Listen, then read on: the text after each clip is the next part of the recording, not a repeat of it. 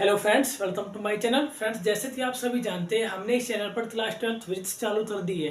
Class 12 physics का ये दूसरा लेक्चर है। हमने यहाँ पर पहला चैप्टर चालू किया था, विद्युत आवेश तथा क्षेत्र। कल हमने विद्युत आवेश के बारे में पढ़ा था। आज मैं आपको बताने वाला हूँ कैसे वस्तुएं एक दूसरे को प्रतिकर्षित करती है, आखिर समान आवेश एक दूसरे को कैसे प्रतिकर्षित करते हैं और विपरीत आवेश एक दूसरे को कैसे आकर्षित करते हैं। आइए देरी न करते हुए चालू कर लेते हैं। अगर आपके पास स्थिर आवेश है तो स्थिर आवेश अपने चारों ओर केवल विद्युत क्षेत्र उत्पन्न करता है। ये क्वेश्चन एमसीक्यू में बहुत बार पूछा जाता है।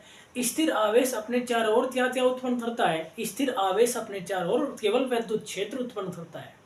अगर मैं बात करता हूँ गतिमान आवेश की, अगर आवेश गति करने लगे तो गतिमान आवेश अपने चारों ओर विद्युत क्षेत्र तथा चुंबकीय क्षेत्र दोनों उत्पन्न करता है। जैसे जैसे हम आगे इस चैप्टर में पढ़ते जाएंगे तो आपको मैं बताऊंगा विद्युत क्षेत्र आखिर ऐसा क्या होता है कि विद्युत क्षेत्र आवेश अपने चारों ओर उत्पन्न करता है।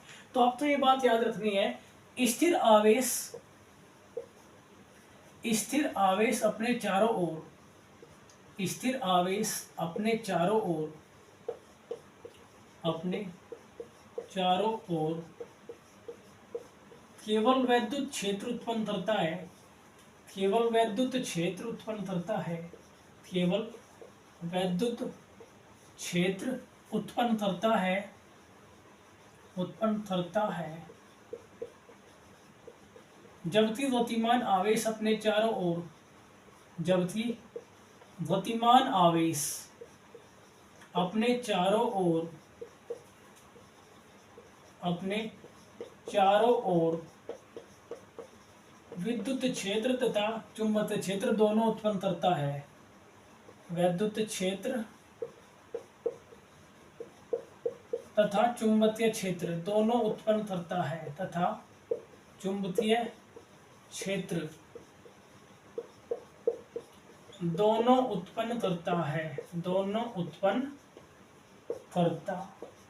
है, जैसे जैसे हम इस चैप्टर में आगे बढ़ते जाएंगे तो मैं आपको बताऊंगा आखिर विद्युत क्षेत्र क्या होता है। इसी चैप्टर में हमें इसे डिटेल में पढ़ना है और आगे आने वाले चैप्टर में आपको विद्युत क्षेत्र के बारे में पढ़ना है जब हम चुंबक विद्युत के बारे में पढ़ेंगे।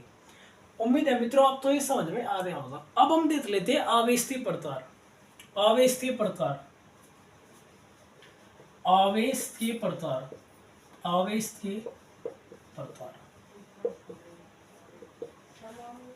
के प्रकार दो होते हैं, आपने पढ़ा होगा। लेकिन आइए इससे पहले हम देख लेते हैं आखिर वस्तु एक दूसरे को प्रतिकर्षित कैसे करती है, कैसे समान आवेश एक दूसरे को प्रतिकर्षित करते हैं और कैसे विपरीत आवेश एक दूसरे को आकर्षित करते हैं। उसके लिए हमारे पास एक साइंटिस्ट है, वैज्ञानिक फैराडे। वैज्ञानिक फैराडे ने अपने कुछ एक्सपेरिमेंट की। उन्होंने बताया कि समान आवेश एक दूसरे को प्रतिकर्षित करते हैं और विजातीय आवेश एक दूसरे को आकर्षित करते हैं। आइए हम पढ़ लेते हैं वैज्ञानिक फैराडे का प्रयोग नंबर फर्स्ट। वैज्ञानिक फैराडे का आवेश के प्रकार में ही हमारे पास है। वैज्ञानिक फैराडे का प्रयोग नंबर फर्स्ट, प्रयोग नंबर वन में वैज्ञानिक फैराडे ने क्या किया? इन्होंने कांच की दो छड़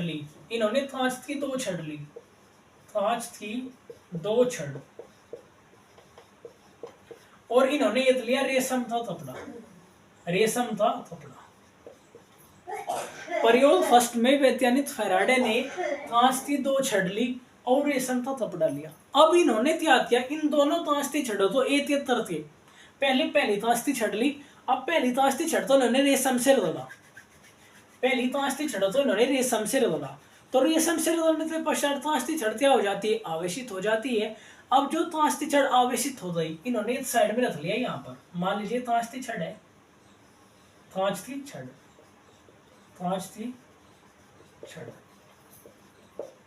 ये वह छड़ है जो कांच की छड़ है, यह वो छड़ है जिसे वैज्ञानिक फैराडे ने रेशम से रगड़ा, तो ये आवेशित हो गई। अब वैज्ञानिक फैराडे ने क्या किया? कांच की दूसरी छड़ ली। अब दूसरी छड़ तो उन्होंने रेशम से रगड़ा। जैसे ही दूसरी छड़ तो रेशम से रगड़ा, वे क्या करते हैं? इस छड़ के पास कांच की दूसरी छड़ लाते हैं जो रेशम के पास उन्होंने रगड़ा। अब वे देखते हैं ये दोनों छड़ एक दूसरे को प्रतिकर्षित करती है। अब वे देखते हैं ये दोनों छड़े एक दूसरे को प्रतिकर्षित करती है, क्योंकि दोनों छड़े कांच की है स्वाभाविक रूप से उन पर समान प्रकृतिता आवेश ही उत्पन्न हुआ होगा, क्योंकि दोनों छड़ें कांचती है। तो यहाँ से हम कह सकते हैं कि समान आवेश एक दूसरे को प्रतिकर्षित करते हैं। यह वैज्ञानिक फैराडे ने बताया। आइए अब हम वैज्ञानिक फैराडे का दूसरा एक्सपेरिमेंट ध्यान से पढ़ लेते हैं। उसके बाद आता है वैज्ञानिक फैराडे का प्रयोग नंबर 2। वैज्ञानिक फैराडे का प्रयोग नंबर 2। प्रयोग नंबर 2 में वैज्ञानिक फैराडे क्या करते हैं, एबोनाइट की 2 छड़ लेते हैं। एबोनाइट तो हिंदी में आपनुष्ट कहा जाता है, यह एक प्रकार का पदार्थ होता है। प्रयोग नंबर 2 में ये क्या करते हैं, एबोनाइट की 2 छड़ लेते हैं। एबोनाइट की 2 छड़, एबोनाइट की 2 छड़। अब ये क्या करते हैं, एबोनाइट की दोनों छड़ तो बिल्ली की खाल से रगड़ते हैं। क्या करते हैं, एबोनाइट की दोनों छड़ तो बिल्ली की खाल से रगड़ते हैं, बिल्ली की खाल। जैसे ये एबोनाइट की दोनों छड़ तो बिल्ली की खाल से रगड़ने के पश्चात एक दूसरे के समीप लाते हैं। मान लीजिए एबोनाइट की छड़ तो बिल्ली की खाल से रगड़ा, ये है एबोनाइट की छड़। अब ये क्या करते हैं, इसके पास दूसरी एबोनाइट की छड़ लाते हैं, दूसरी एबोनाइट की छड़ लाते हैं, क्योंकि दोनों छड़े एबोनाइट की है। ये क्या करती है, एक दूसरे को प्रतिकर्षित करती है, एक दूसरे को एक दूसरे से दूर भगाती है। इससे भी यह पता चल जाता है कि समान आवेश एक दूसरे को प्रतिकर्षित करते हैं।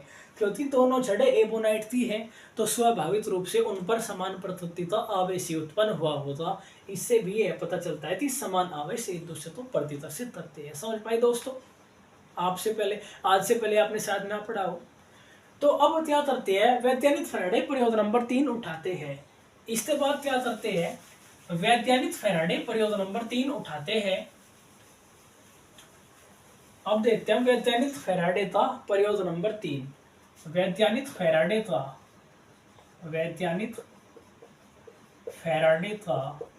प्रयोग नंबर 3।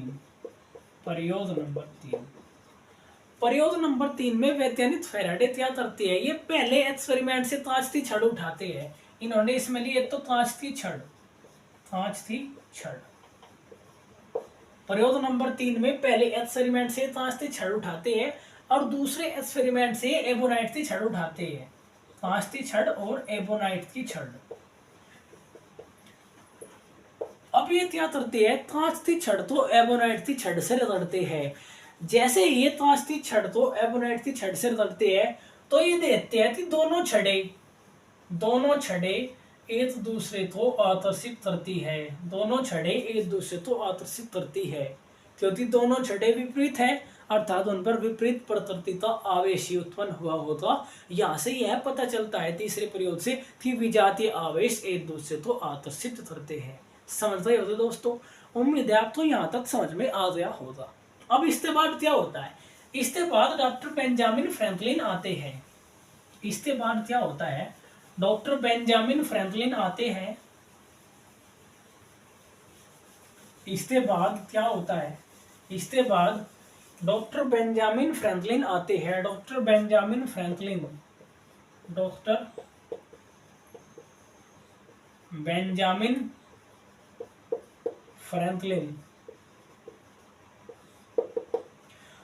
बेंजामिन फ्रैंकलिन क्या करते हैं, प्रयोग नंबर 1 उठाते हैं। प्रयोग नंबर 1 में हमने क्या ले रखा था, फैराडे ने कांच की छड़ व रेशम का कपड़ा। कांच की छड़ व रेशम का कपड़ा। बेंजामिन फ्रैंकलिन ये एक्सपेरिमेंट 1750 में करते हैं।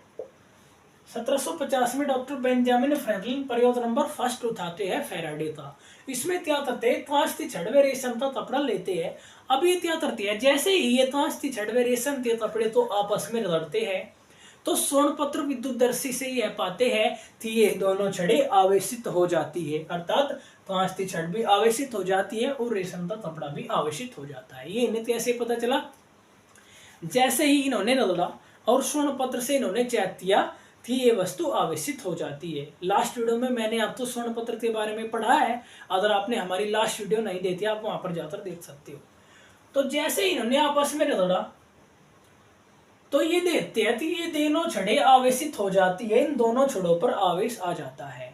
अब इसके बाद क्या करती है, ये रगड़ने के बाद अब ये क्या करती है, दोनों छड़ों को पुनः सम्मिलित कर देते हैं।